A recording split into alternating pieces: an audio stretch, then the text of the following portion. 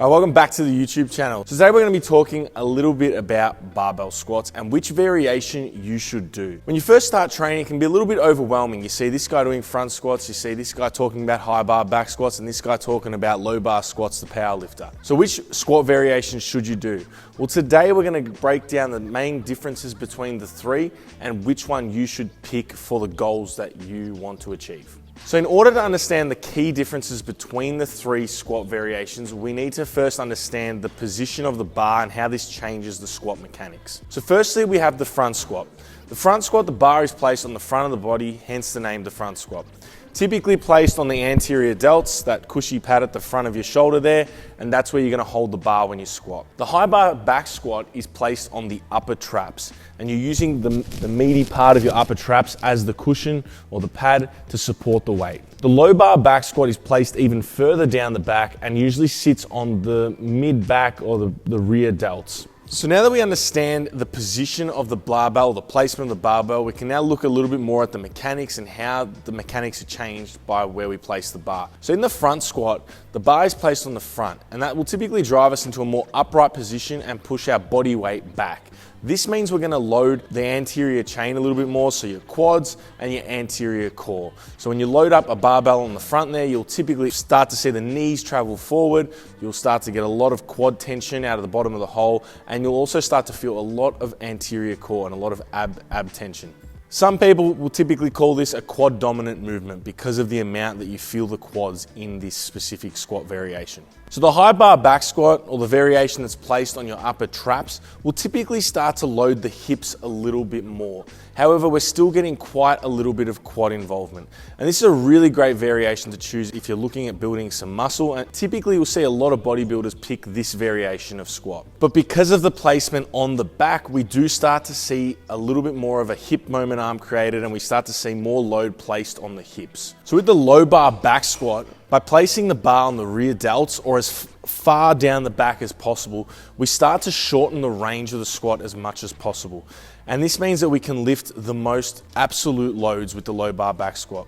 We need to produce less force to lift the same amount of weight that we would need to in the front squat or the high bar back squat. And this means this is a great variation for powerlifters or guys looking to lift the most absolute heaviest loads they possibly can. So by placing the bar down the back, we're actually starting to shorten the hip moment arm. The hip moment arm is the distance from the load to the hip joint. And by putting the bar further down the back, we're actually making that shorter and shorter and shorter compared to a high bar back squat. And this means that we can produce less force to lift the same absolute load. So now that we understand the main differences between position or placement of the barbell and how this can affect mechanics, which should you choose and which should you train? So front squats, typically you'll train if you want to load the quads a bit more, if you're looking at building bigger quad muscles. These are also a great variation if you are looking at getting into some Olympic lifting or weightlifting later down the track, because learning how to get into the front rack position and maintain a front squat can be a really useful tool to later translate into some Olympic lifting or weightlifting. High bar back squats are typically going to be the go-to squat if you're looking to become as big as possible. As I said before, most bodybuilders will typically train this squat, and this is the squat that they'll overload over time. So if you're looking to build muscle and get as big as possible, I'd typically say choose the high bar back squat. The high bar back squat can also be a great variation if you're having some shoulder issues. If you can't maintain the front rack position on a front squat, or the low bar position is too demanding on the shoulders, the high bar position is a lot easier to hold and maintain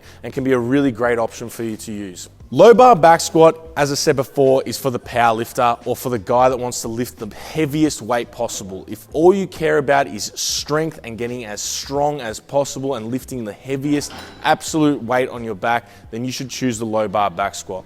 As I said before, it shortens the hip moment arm and means we can lift the most absolute heaviest loads possible. However, like I said before, can be a little bit demanding on the shoulders, and so using the high bar and low bar back squats together when you're first starting out can be a good option too. Maybe doing one day of low bar, exposing your shoulders to those greater rotational demands that it requires to hold the barbell, and then the second day potentially doing a high bar back squat where it's less stressful on the shoulders. So the idea of this video is to help you understand which squat variation you should do and the main key differences. We can dive down the rabbit hole and look at these further, but these are the main differences to help you really understand which you should do if you're feeling a little bit overwhelmed in the gym. So hopefully this video helped you choose your squat variation and what you should do in the gym. As always, if you've got any questions, leave them in the comments below. Hit the thumbs up button, share the content, like the content, and as always, happy lifting. Drive.